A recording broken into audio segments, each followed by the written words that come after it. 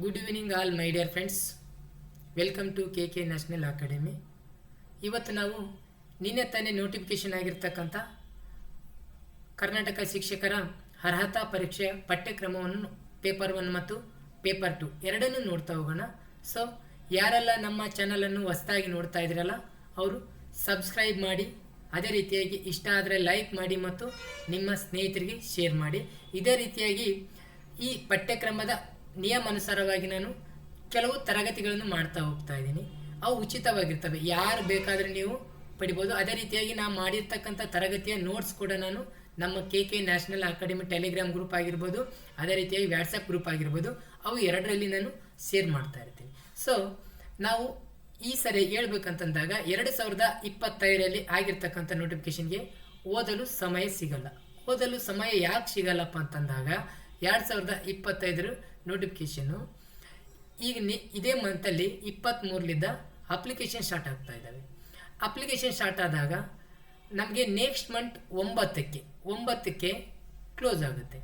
ಅದೇ ರೀತಿಯಾಗಿ ಡಿಸೆಂಬರು 7 ಅಂದರೆ ಟೆಟ್ ಎಕ್ಸಾಮ್ ಇಟ್ಬಿಡ್ತಾರೆ. ಅಂದರೆ ನಮಗೆ ಸಮಯ ಸಿಗಲ್ಲ. ಹಾಗಾಗಿ ನಾವು ಸ್ಕೋರ್ ಮಾಡಲೇಬೇಕು. ಸ್ಕೋರ್ ಮಾಡಿಲ್ಲ ಅಂದರೂ ಕೂಡ ನಮಗೆ ನಾವು ಫೇಲ್ ಆಗೋ ಚಾನ್ಸಸ್ ಕೂಡ ಕಡಿಮೆ ಜಾಸ್ತಿ ಇದೆ. ಇನ್ನೊಂದು ಏನಂದರೆ, ಸ್ಕೋರ್ ಮಾಡಬೇಕಾದ್ರೆ ನಮ್ಮ ಕೆಲವು ಸ್ಮಾರ್ಟ್ ವರ್ಕ್ ಯಾವ ರೀತಿ ಮಾಡಬೇಕು, ಸ್ಮಾರ್ಟ್ ವರ್ಕ್ ಸ್ವಲ್ಪ ಮಾಡಬೇಕಾಗುತ್ತೆ. ನಾವು ಅದೇ ಯಾವ ರೀತಿ ಮಾಡಬೇಕಂತ ಹೇಳ್ತಾ ಹೋಗ್ತಾ ಇದ್ದೀನಿ. ಸೊ ನಾವು ಫಸ್ಟಿಗೆ ನೋಡಬೇಕಂದ್ರೆ ಪಠ್ಯಕ್ರಮ ಯಾವ ರೀತಿ ಇದೆ, ಅಂದರೆ 2025ರ ಪಠ್ಯಕ್ರಮ ಯಾವ ರೀತಿ ಇದೆ ಅಂತ ನಾವು ಫಸ್ಟ್ ನೋಡಬೇಕು. ಪಠ್ಯಕ್ರಮವನ್ನು ನಾವು ನಿಯಮಾನುಸಾರವಾದ ನೋಡಿದಾಗ ನಂತರ ನಮಗೆ ಸಮಯ ಇಲ್ಲದೆ ಇರುವುದರಿಂದ ಹಿಂದೆ ಕೇಳಿರ್ತಕ್ಕಂಥ ಕ್ವಶನ್ ಪೇಪರ್ ಯಾವ ರೀತಿ ಪ್ರಶ್ನೆಗಳು ರೈಸ್ ಆಗಿದ್ದಾವೆ ಅದನ್ನು ನೋಡಬೇಕು ಫಸ್ಟು. ಅದಾದ ನಂತರ ನಾನು ಹೇಳ್ತಾ ಇದ್ದೀನಿ, ಕ್ವಶನ್ ಪೇಪರ್ ಕೂಡ ನಾನು ಅನಾಲಿಸಿಸ್ ಮಾಡ್ತಿದ್ದೀನಿ. ಓಕೆನಾ? ಪೇಪರ್ 1 ಮತ್ತು ಪೇಪರ್ 2 ಎರಡನ್ನೂ ಮಾಡ್ತಾ ಇದ್ದೀನಿ. ಅದನ್ನು ಮಾಡಿದಾಗ ನಮಗೆ ಗೊತ್ತಾಗ್ಬಿಡುತ್ತೆ ಯಾವ ಸಿಲೆಬಸ್ನಿಂದ ಎಲ್ಲಿಂದ ತೆಗೆದುಕೊಳ್ಳಲಾಗಿದೆ. ನೋಡ್ರಿ, ಪೇಪರ್ 1 ಅಂದರೆ ಇಲ್ಲಿ ಪೇಪರ್ 1ಗೆ ಏನಾಗ್ತಾ ಇದೆ ಅಂದರೆ ನಮಗೆ ಟೆಕ್ಸ್ಟ್ ಬುಕ್ ಕೊಡ್ತಾ ಇದ್ದಾರೆ. ಟೆಕ್ಸ್ಟ್ ಬುಕ್ ಎಲ್ಲಿಂದ ಎಲ್ಲಿಗೂ ಕೊಡ್ತಾ ಇದ್ದಾರೆ ಅಂದರೆ 1 to 10th, 1ರಿಂದ ಅಥವಾ 5ರಿಂದ 10ನೇ ತರಗತಿವರೆಗೂ ನಾವು ಬುಕ್ಸ್ ಓದಲೇಬೇಕು, ಟೆಕ್ಸ್ಟ್ ಬುಕ್ಕು. ಅದೇ ರೀತಿಯಾಗಿ ಪೇಪರ್ 2ಗೆ ನೋಡಿ 6 to 12 ನೋಡ್ರಿ, ಅವರು ಕ್ಲಿಯರಾಗಿ ಹೇಳ್ಬಿಟ್ಟಿದ್ದಾರೆ. ಏನಂತ ಹೇಳಿದ್ದಾರೆ ಅಂತಂದಾಗ, ಪೇಪರ್ 2ಗೆ ಮೊದಲೆಲ್ಲ ಹೆಂಗಿರ್ತಾ ಇತ್ತಪ್ಪ ಅಂತಂದಾಗ ಪೇಪರ್ 2ಗೆ 6ರಿಂದ 10 ಓದಿದ್ರೆ ಸಾಕು ಅಂತ ಅನಿಸ್ತಾ ಇತ್ತು. ಆದರೆ ಈಗ 6ರಿಂದ 12ನೇ ತರಗತಿವರೆಗೂ PUC ನಾವು ಪುಸ್ತಕಗಳನ್ನು ಕವರ್ ಮಾಡಬೇಕು, ಗೌರ್ಮೆಂಟ್ ಟೆಕ್ಸ್ಟ್ ಬುಕ್. ಅದೇ ರೀತಿ ಹೇಳ್ತಾ ಹೋಗ್ತೀನಿ. ನಾನು ಇಲ್ಲಿ ಏನು ಹೇಳ್ತಾ ಹೋಗ್ತೀನಿ ಅಂದರೆ, ಯಾವ್ಯಾವ ರೆಫರೆನ್ಸ್ ಬುಕ್ ಇದ್ದಾವೆ, ಯಾವೆಲ್ಲ ಓದಿದರೆ ಎಷ್ಟು ಸ್ಕೋರ್ ಮಾಡ್ಬೋದು ಅಂತ ನಾನು ಸಿಲೆಬಸ್ ಮೂಲಕನೇ ಹೇಳ್ತಾ ಹೋಗ್ತೀನಿ. ಇಲ್ಲಿ ಕೂಡ ಕೊಟ್ಟಿದ್ದಾರೆ, ಏನಂದರೆ ಅವರು ರೆಫರೆನ್ಸ್ ಬುಕ್ ಕೊಟ್ಟಿದ್ದಾರೆ. ಅವು ಬುಕ್ಸ್ ಎಲ್ಲಿ ಸಿಗ್ತವೆ, ಅವುಗಳನ್ನೇ ಓದಬೇಕಾ ಅಥವಾ ಬೇರೆ ಏನಾದರೂ ಓದಬೇಕಾ ಅಂತ ನೋಡ್ತಾ ಹೋಗೋಣ.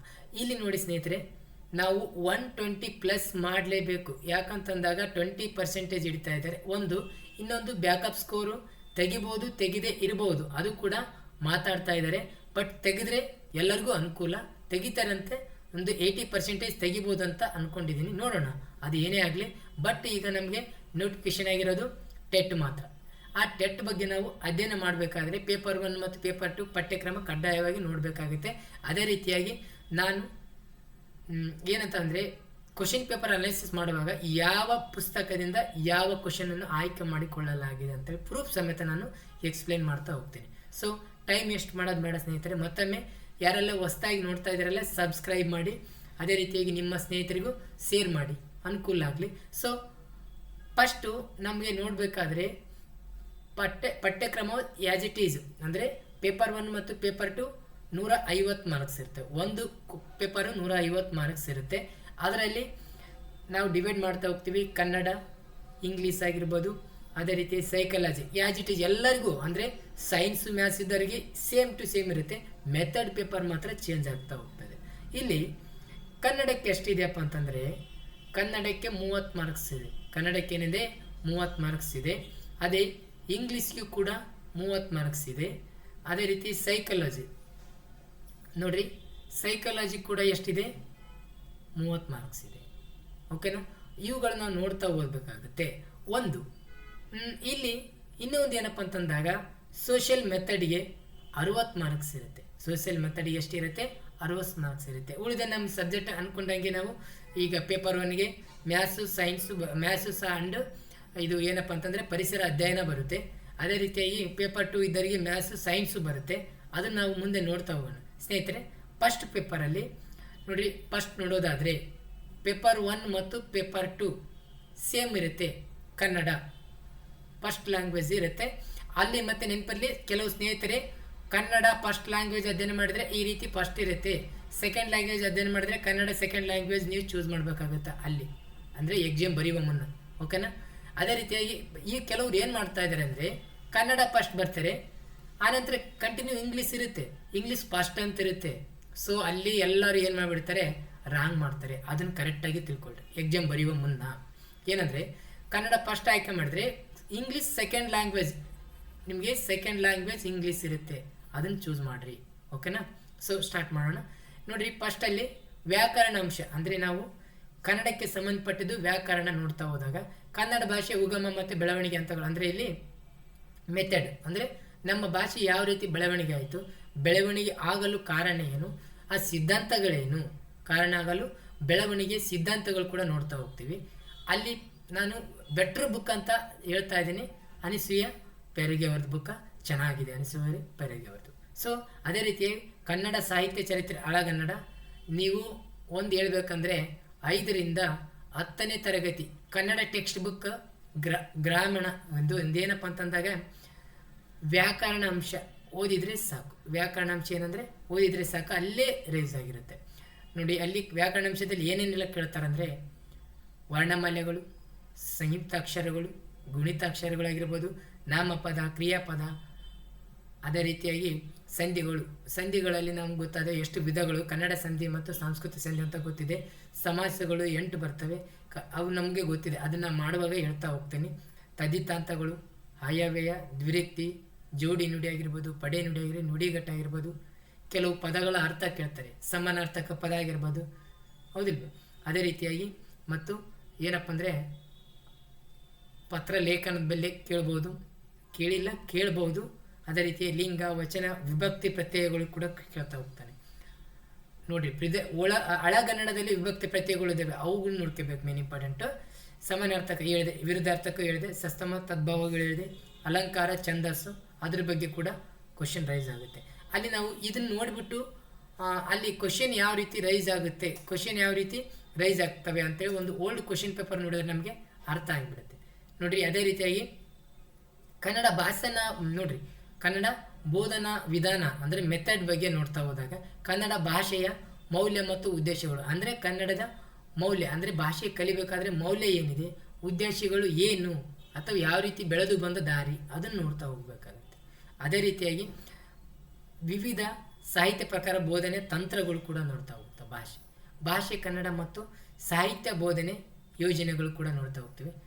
ಭಾಷಾ ಕೌಶಲ್ಯಗಳು ಅಂದರೆ ಇಲ್ಲಿ ಯಾವ ರೀತಿ ಕೌಶಲ್ಯಗಳು, ಭಾಷೆ ಯಾವ ರೀತಿ ನಾವು ಬದಲಾವಣೆ ಆಯಿತು ಒಂದರಿಂದ ಒಂದು, ಮತ್ತು ಅದನ್ನು ಭಾಷೆ ಯಾವ ರೀತಿ ಅದರ ಕಲೆ ಸಂಸ್ಕೃತಿ ಹೇಗಿದೆ ಅನ್ನೋದು ನಾವು ನೋಡ್ತಾ ಹೋಗ್ತೀವಿ.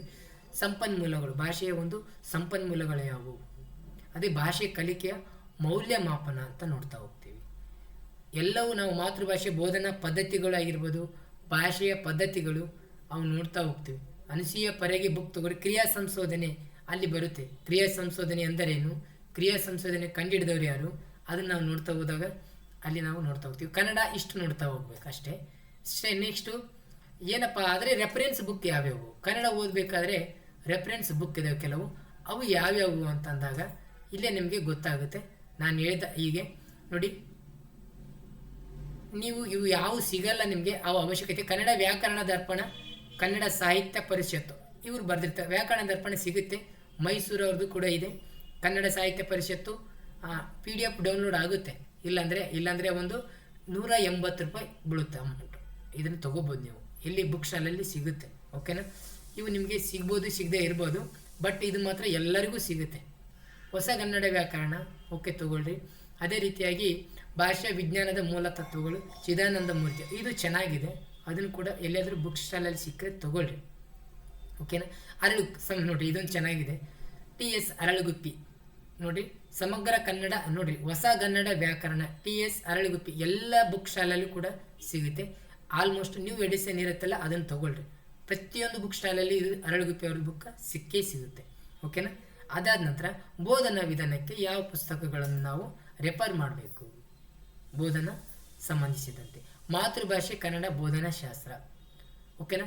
BR ರಾಮಚಂದ್ರಯ್ಯ ನೋಡಿ ಹಾಗೂ ಈ ಥರರು ವಿಸ್ಮಯ ಪ್ರಕಟಣೆ ಮಾಡಿರ್ತಕ್ಕಂಥದ್ದು, ಅದು ಸಿಗ್ಬೋದು, ಸಿಗದೆ ಇರಬಹುದು. ನೋಡೋಣ. ಮಾತೃಭಾಷೆ ತತ್ವ ಮತ್ತು ಬೋಧನಾ ಮಾರ್ಗ, ಇದು ಚೆನ್ನಾಗಿದೆ ನೋಡ್ರಿ. ನಿಮಗೆ ಬೇಕಾದರೆ PDF ನೋಟ್ಸ್ ಕಳಿಸ್ತೀನಿ.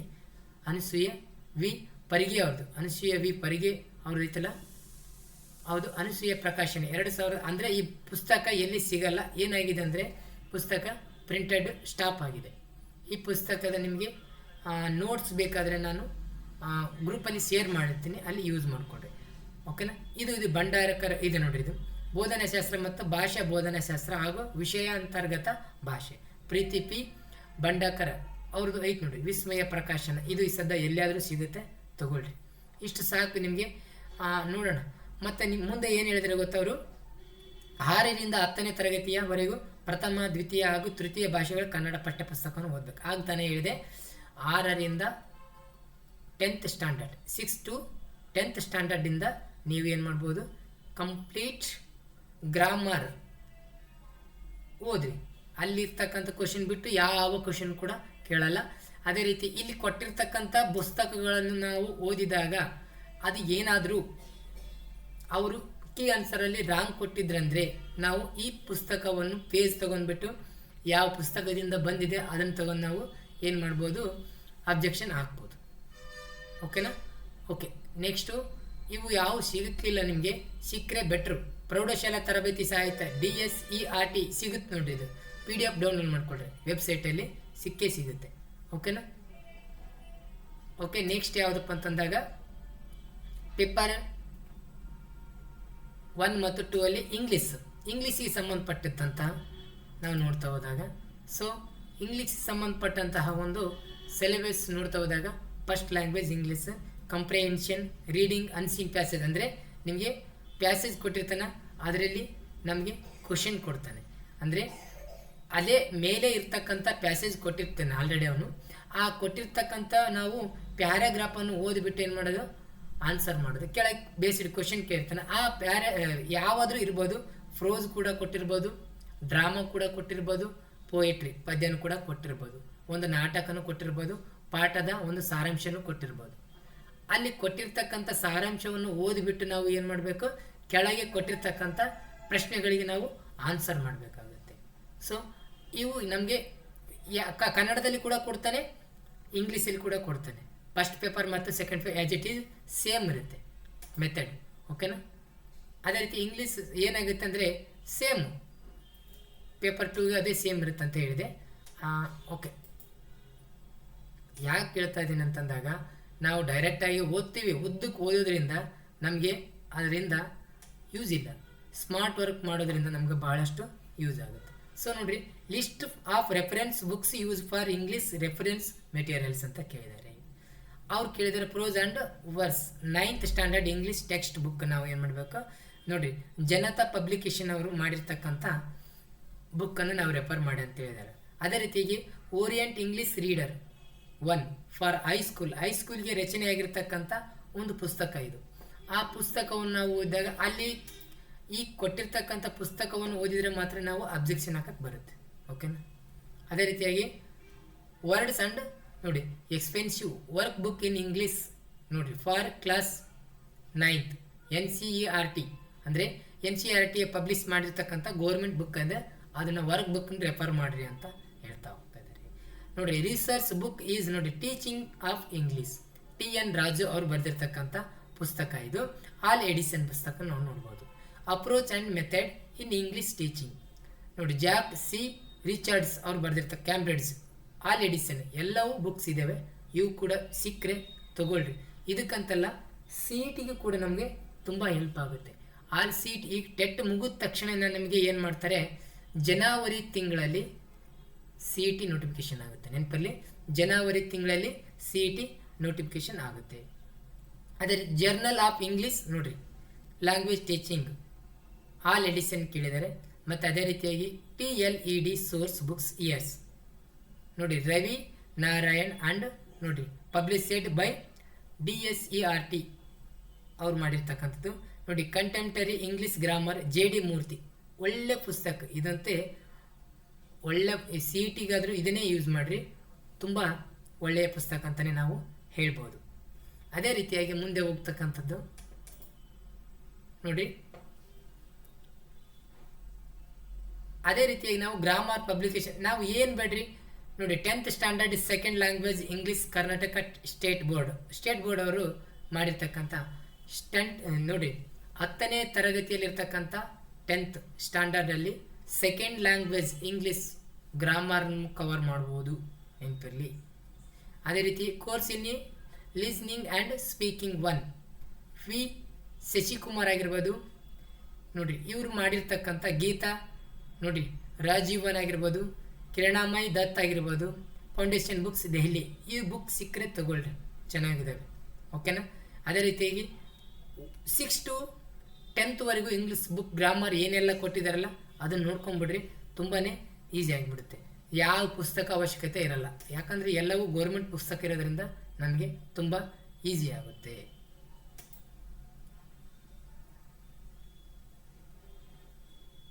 ಓಕೆ, ಇದಾದ ನಂತರ ನಾವು ಏನು ಮಾಡ್ತಾ ಹೋಗೋಣ ನೋಡ್ರಿ. ಇಂಗ್ಲೀಷ್ ಆಯಿತು. ಇಂಗ್ಲೀಷ್ ಆದ ನಂತರ ನಾವು ಡೈರೆಕ್ಟು ಸೈಕಾಲಜಿಗೆ ಹೋಗೋಣ. ರೆಫರೆನ್ಸ್ ನಾವು ಹಿಂದಿ ನೋಡ್ತಾ ಹೋಗೋಣ. ಹಿಂದಿಗಂತೂ ಕಾಮನ್ನಾಗಿ ಗೊತ್ತೇ ಇರುತ್ತೆ, ಆದರೆ ಮುಂದಿನ ಒಂದು ಇದರಲ್ಲಿ ನಾನು ನೋಡ್ತಾ ಹೋಗ್ತೀನಿ. ಅದೇ ರೀತಿಯಾಗಿ ಸೈಕಾಲಜಿ ಆಗಿರ್ಬೋದು. ಒಂದು ಸೆಕೆಂಡು.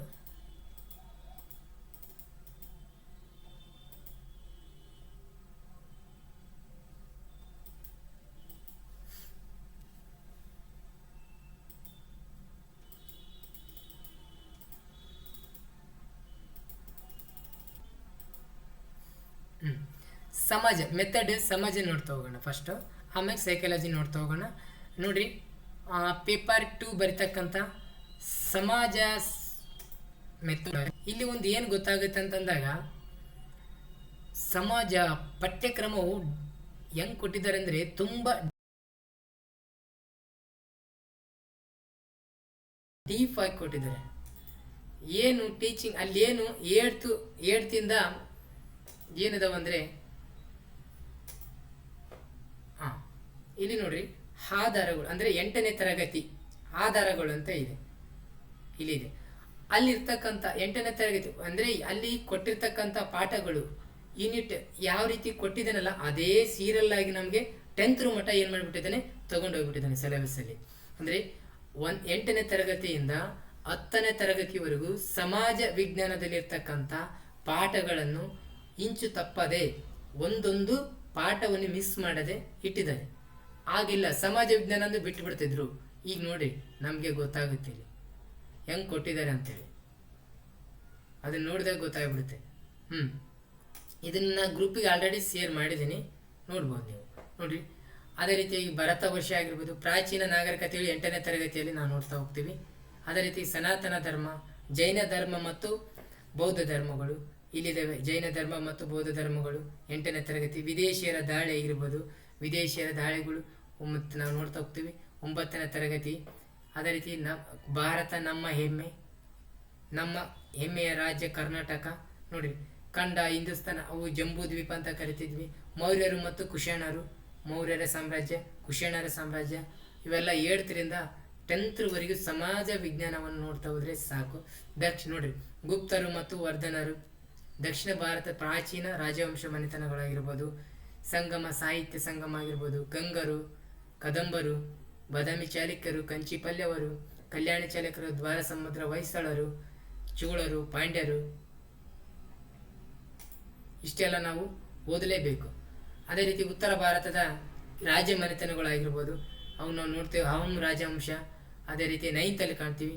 ಅರಬರು, ಟರ್ಕರು ಮತ್ತು ಅಫ್ಘಾನ್ ದಾಳಿಗಳು 9th ಕಾಣ್ತೀವಿ. 6ರಿಂದ 14ನೇ ಶತಮಾನದ ಭಾರತ, ಅದು ಕೂಡ ನಾವೇನು ಮಾಡ್ತೀವಿ 9th ಕಾಣ್ತೀವಿ. ಭಾರತದ ಮತ ಪ್ರವರ್ತಕರು ಶಂಕರಾಚಾರ್ಯರು, ಮಧ್ವಾಚಾರ್ಯರು, ರಾಮಾನುಜಾಚಾರ್ಯರು 9th ನೋಡ್ತಾ ಹೋಗ್ತೀವಿ. ಅದೇ ರೀತಿಯಾಗಿ ವಿಜಯನಗರ ಸಾಮ್ರಾಜ್ಯ, ಮಹಮನಿ ಸಾಮ್ರಾಜ್ಯ 9th ಅಲ್ಲಿ ನೋಡ್ತಾ ಹೋಗ್ತೀವಿ. ನೋಡ್ರಿ ಆಗಲೇ 8th ಕಂಪ್ಲೀಟ್ ಆಯಿತು. ಈಗ 9th ಅಲ್ಲಿ ಹೌಮ್ ರಾಜಮನೆತನ, ಮೊಘಲರು ಮತ್ತು ಮರಾಠರು 9th ಅಲ್ಲಿ.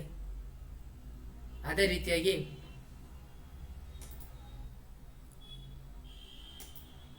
ನೋಡ್ರಿ ಭಕ್ತಿ ಪಂಥ ಆಗಿರ್ಬೋದು, ಸೂಫಿ ಪಂಥ ಪರಂಪರೆನ ನೋಡ್ತಾ ಹೋಗ್ತೀವಿ. ದಕ್ಷಿಣ ಭಾರತ ಭಕ್ತಿ ಪಂಥ ಹೇಗಿತ್ತು ಅಲ್ಲಿ ನಾವು ಇದನ್ನು ನೋಡ್ಕೊಂಡ್ಬಿಟ್ಟು ಹಿಂದೆ ಯಾವ ರೀತಿ ಕ್ವಶನ್ ಕೇಳಿದ್ರು ಅಂದರೆ ಇಲ್ಲಿ ಇರ್ತಕ್ಕಂಥ ಪಠ್ಯಕ್ರಮದ ಅನುಸಾರವಾಗಿ ಅಲ್ಲಿ ಕ್ವಶನ್ ಪೇಪರಲ್ಲಿ ಇಂದಿನ ಪ್ರಶ್ನೆ ಪತ್ರಿಕೆಯಲ್ಲಿ ಏನೆಲ್ಲ ಕೇಳಿದ್ರು ಅಂತ ನಾವು ನೋಡ್ತಾ ಹೋದಾಗ ಗೊತ್ತಾಗುತ್ತೆ. ಬ್ರಿಟಿಷ್ ಆಳ್ವಿಕೆಯ ಪರಿಣಾಮ ನೋಡ್ರಿ 10ನೇ ತರಗತಿ ಬ್ರಿಟಿಷ್ ಆಳ್ವಿಕೆಯ ಪರಿಣಾಮಗಳು, ಭಾರತ ಬ್ರಿಟಿಷ್ ಆಳ್ವಿಕೆಯ ವಿಸ್ತರಣೆ 2ನೇ ಪಾಠ, ಮೈಸೂರು ಇತರೆ ಸಂಸ್ಥಾನಗಳು ನೋಡ್ರಿ 10ನೇ ತರಗತಿ, ಕರ್ನಾಟಕ ಬ್ರಿಟಿಷ್ ಆಳ್ವಿಕೆ ಪ್ರತಿರೋಧಗಳು ನಾವು ನೋಡ್ತಾ ಹೋಗ್ತೀವಿ 10ನೇ ತರಗತಿ, ಸಾಮಾಜಿಕ ಮತ್ತು ಧಾರ್ಮಿಕ ಸುಧಾರಣೆ ಚಳವಳಿಯು 10ನೇ ತರಗತಿ, ಭಾರತದ ಪ್ರಥಮ ಸ್ವಾತಂತ್ರ್ಯ ಸಂಗ್ರಾಮ 10ನೇ ತರಗತಿ ಪಾರ್ಟ್ 2, ಸ್ವಾತಂತ್ರ್ಯ ಹೋರಾಟ ಪಾರ್ಟ್ 2. ಅದೇ ರೀತಿ ಸ್ವಾತಂತ್ರ್ಯೋತ್ತರ ಭಾರತ, ಕರ್ನಾಟಕ ಏಕೀಕರಣ ಮತ್ತು ಗಡಿ ವಿವಾದಗಳಾಗಿರ್ಬೋದು, ಸಮಾಜಮುಖಿ ಚಳವಳಿಗಳು, ಕರ್ನಾಟಕ ಆರ್ಥಿಕ ಮತ್ತು ಸಾಮಾಜಿಕ ಪರಿವರ್ತನೆ ಆಗಿರ್ಬೋದು, ಇವೆಲ್ಲ 10ನೇ ತರಗತಿಯಲ್ಲಿ ನಾವು ನೋಡ್ತಾ ಹೋಗ್ತೀವಿ. ಜಗತ್ತಿನ ಘಟನೆ ಮತ್ತು ಪಾಶ್ಚಾತ್ಯ ರಿಲಿಜನ್ಸ್, ವಿಶ್ವ ಯುರೋಪ್ ಇತಿಹಾಸ ಮತ್ತು ಘಟನೆ ಮಧ್ಯಯುಗ, ಅವೆಲ್ಲ ನಾವು 9, 8, 10ನೇ ತರಗತಿಗಳ ನೋಡ್ತಾ ಹೋಗಿದ್ದೀವಿ. ಅವುಗಳನ್ನೇ ಬಿಟ್ಟು ಬೇರೆ ಎಲ್ಲಿ ಕೇಳಂಗಿಲ್ಲ. ಜಿಯೋಗ್ರಫಿ ಆಗಿರ್ಬೋದು same as it is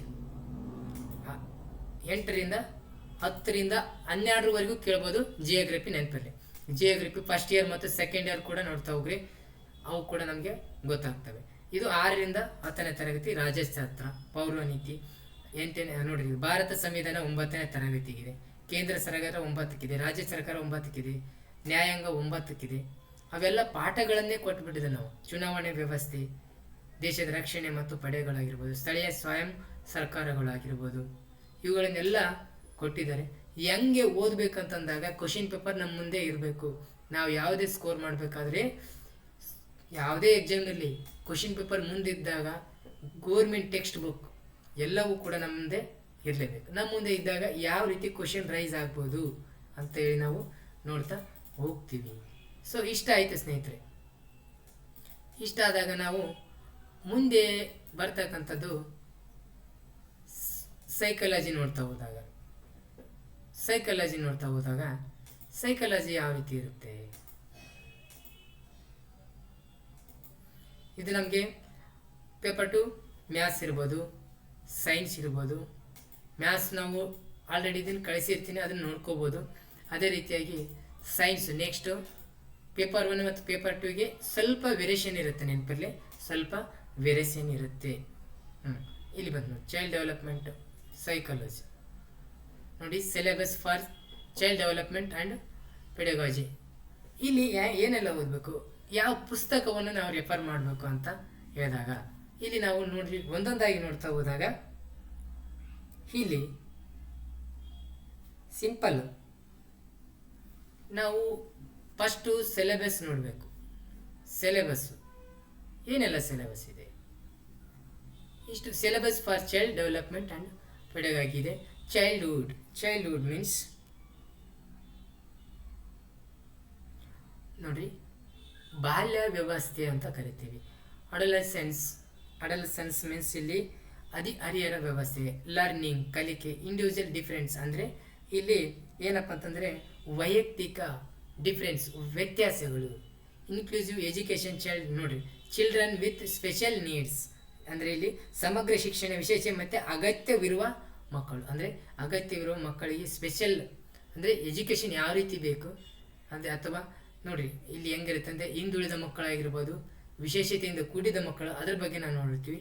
personality ಅಂದರೆ ಇಲ್ಲಿ ಏನು ಮಾಡ್ತೀವಿ ಅಂದರೆ ಪರ್ಸ್ನಾಲಿಟಿ ಅಂದರೆ ವ್ಯಕ್ತಿತ್ವ, ಮೆಂಟಲ್ ಹೆಲ್ತ್ ಅಂದರೆ ಮಾನಸಿಕ ಆರೋಗ್ಯ, ಇಂಟೆಲಿಜೆನ್ಸ್ ಅಂದರೆ ಬುದ್ಧಿ ಅಂದರೆ ಇಲ್ಲಿ ಏನಾಗುತ್ತಂದರೆ ಇಂಟೆಲಿಜೆನ್ಸ್, ಅದೇ ಗ್ರೌತ್ ಆ್ಯಂಡ್ ಡೆವಲಪ್ಮೆಂಟ್ ನೋಡಿರಿ, ಬೆಳವಣಿಗೆ ಮತ್ತು ಅಭಿವೃದ್ಧಿ, gender as A social construct, ಸಾಮಾಜಿಕ ರಚನೆಯ ಮತ್ತು ನಾವು BEd ಓದಿರ್ತೀವಿ ಲಿಂಗತ್ವ ಅಂತೇಳಿ.